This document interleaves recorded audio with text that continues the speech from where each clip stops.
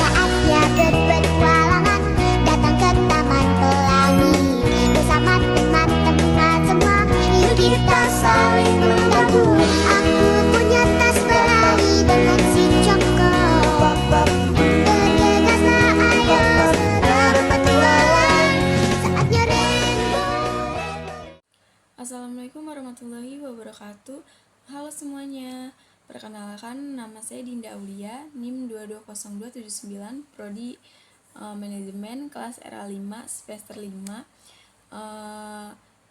Video ini dibuat dan diposting untuk memenuhi syarat penilaian ujian akhir semester mata kuliah Sumber Daya Manusia dengan dosen pengampu Bapak Abdul Wahid Al-Fariji, SE, MM, CPM. Yang pertama itu membangun komunikasi dan disiplin kerja. Jadi membangun komunikasi dan disiplin kerja itu ada dua aspek kunci dalam menciptakan lingkungan kerja yang produktif, harmonis, dan efisien. Keduanya saling terkait dan saling mempengaruhi. Dan selanjutnya itu ada membangun komunikasi yang efektif. Komunikasi itu fondasi utama dalam setiap hubungan, termasuk di lingkungan kerja. Komunikasi yang baik memastikan bahwa informasi mengalir dengan jelas, tepat waktu, dan akurat, sehingga menghindari kesalahpahaman dan konflik. Dan untuk langkah-langkah membangun komunikasi yang efektif, itu yang pertama ada menetapkan tujuan komunikasi.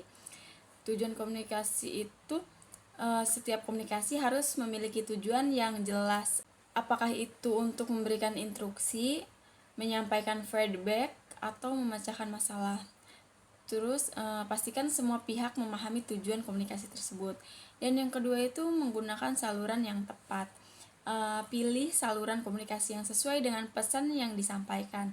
Misalnya itu informasi penting sebaiknya disampaikan secara langsung, tatap muka atau video call, sementara informasi rutin bisa melalui email. Dan yang ketiga itu mendorong komunikasi dua arah. Komunikasi yang efektif bukan hanya tentang menyampaikan pesan, tetapi juga mendengarkan umpan balik. Berikan ruang bagi karyawan untuk bertanya, memberikan masukan, atau menyampaikan pendapat.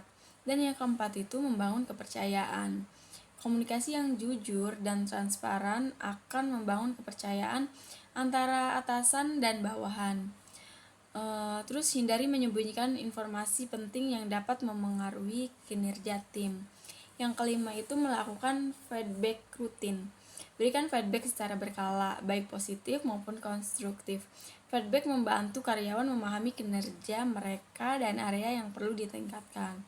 Dan yang terakhir itu mengatasi konflik dengan bijak. Ketika terjadi konflik, segera selesaikan dengan komunikasi yang terbuka dan solutif. Hindari menyalahkan satu pihak, tetapi fokus pada penyelesaian masalah. Dan selanjutnya itu ada membangun disiplin kerja. Disiplin kerja itu kunci untuk mencapai tujuan organisasi secara konsisten dan efisien. Tanpa disiplin, produktivitas dapat menurun dan lingkungan kerja menjadi tidak teratur. Nah, cara membangun disiplin kerja itu yang pertama menetapkan aturan yang jelas. Caranya itu buat aluran dan prosedur kerja yang jelas dan mudah dipahami oleh semua karyawan. Pastikan aturan tersebut adil dan diterapkan secara konsisten. Yang kedua itu memberikan contoh yang baik. Pemimpin atau manajer harus menjadi teladan dalam hal disiplin. Ketika atasan menunjukkan kedisiplinan, karyawan cenderung mengikuti. Dan yang ketiga itu menciptakan rutinitas yang terstruktur. Struktur dan rutinitas yang jelas membantu karyawan memahami apa yang diharapkan dari mereka. Misalnya itu jadwal kerja, tenggat waktu, dan prosedur standar operasional SOP. Yang keempat itu memberikan reward dan konsekuensi. Berikan penghargaan reward kepada karyawan yang menunjukkan disiplin tinggi, seperti bonus, promosi, atau apresiasi verbal. Di sisi lain itu terapkan konsekuensi yang jelas bagi yang melanggar aturan. Dan yang kelima itu melakukan pelatihan dan pengembangan. Karyawan perlu memahami pentingnya disiplin dan bagaimana menerapkan dalam pekerjaan. Lakukan pelatihan secara berkala untuk meningkatkan kesadaran dan keterampilan mereka. Dan yang keenam itu memonitor dan mengevaluasi kinerja. Lakukan monitoring secara rutin untuk memastikan bahwa aturan dan standar kerja dipatuhi. Evaluasi kinerja karyawan secara berkala dan berikan feedback untuk perbaikan. Dan yang terakhir, ketujuh ini membangun budaya disiplin. Disiplin harus menjadi bagian dari budaya organisasi. Dorong semua anggota tim untuk saling mengingatkan dan mendukung dalam menjaga disiplin. Dan selanjutnya itu ada hubungan antara komunikasi dan disiplin kerja. Komunikasi dan disiplin kerja saling terkait erat.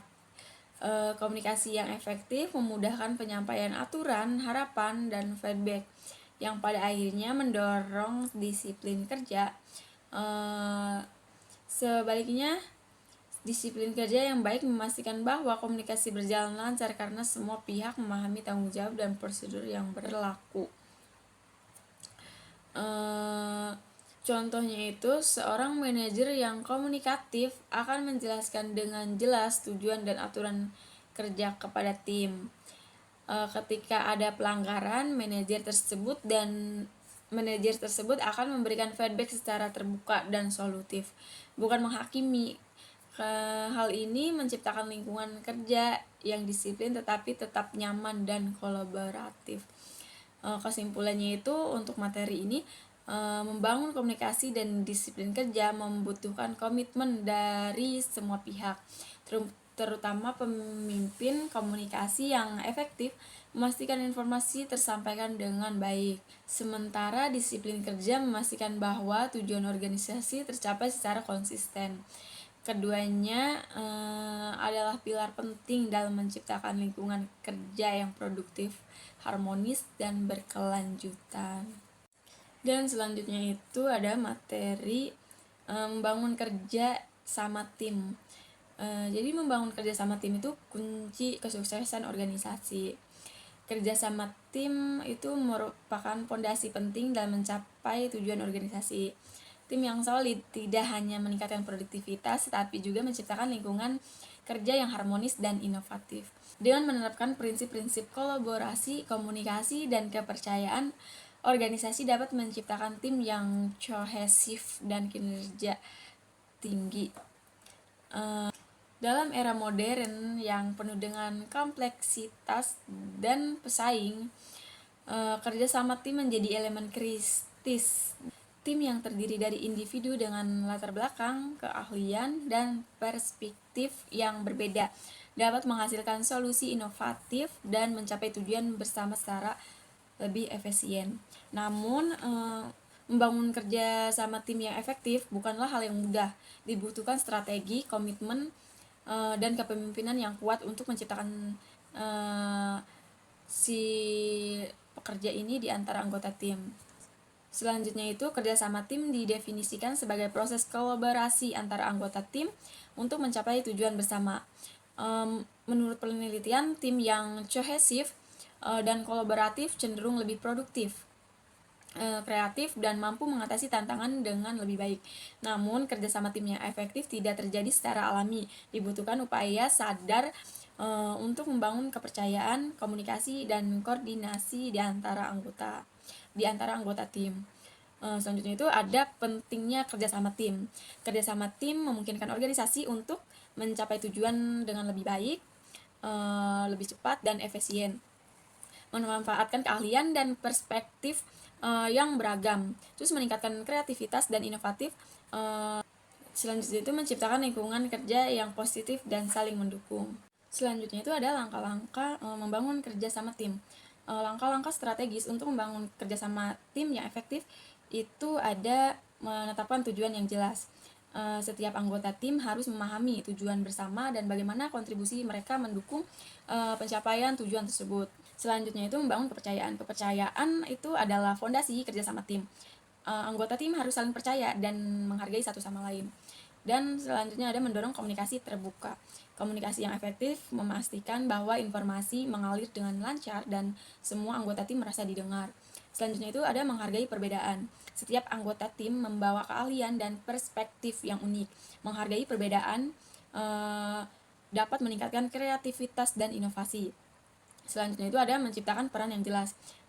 Setiap anggota tim harus memahami peran dan tanggung jawab mereka untuk menghindari tumpang tindih atau kekosongan tugas. Dan selanjutnya ada memberikan feedback konstruktif. Feedback yang jujur dan konstruktif membantu anggota tim untuk terus berkembang dan meningkatkan kinerja. Selanjutnya itu mengadakan kegiatan team building. Kegiatan team building baik formal maupun informal dapat memperkuat hubungan antara anggota tim. Yang terakhir ini, memimpin dengan contoh. Pemimpin tim harus menjadi teladan dalam hal kolaborasi, komunikasi, dan dedikasi. Selanjutnya itu faktor pendukung kerjasama tim. Beberapa faktor yang mendukung kerjasama tim itu ada kepemimpinan yang efektif. Pemimpin yang inspiratif dan komunikatif dapat memotivasi tim. Dan yang terakhir itu ada tantangan dalam membangun kerjasama tim. Dan ada beberapa tantangan yang mungkin dihadapi, seperti konflik antar anggota. Konflik antar anggota itu perbedaan pendapat atau kepribadian dapat menghambat kerjasama. Terus ada kurangnya komunikasi yang buruk dapat menyebabkan kesalahpahaman. Contohnya itu perusahaan teknologi Google dikenal dengan budaya kerjasama tim yang kuat. Google itu menerapkan prinsip psychological safety, di mana setiap anggota tim merasa aman untuk menyampaikan ide dan pendapat tanpa takut dihakimi. Hal ini tuh sudah terbukti meningkatkan inovasi dan produktivitas tim. Dan untuk membangun kerjasama tim yang efektif, organisasi dapat dilakukan. Yang pertama itu mengadakan pelatihan keterampilan kolaborasi dan komunikasi. Yang kedua itu menerapkan sistem reward yang mendukung kerjasama tim. Jadi tuh reward itu bentuk apresiasi gitu buat karyawan atau buat tim tersebut. Dan yang terakhir ini memastikan bahwa pemimpin tim memiliki keterampilan kepemimpinan yang memadai. Mungkin itu saja materi yang saya sampaikan. Kurang lebihnya mohon maaf. Semoga video ini bermanfaat bagi yang menonton. Sekian dan terima kasih. Wassalamualaikum warahmatullahi wabarakatuh.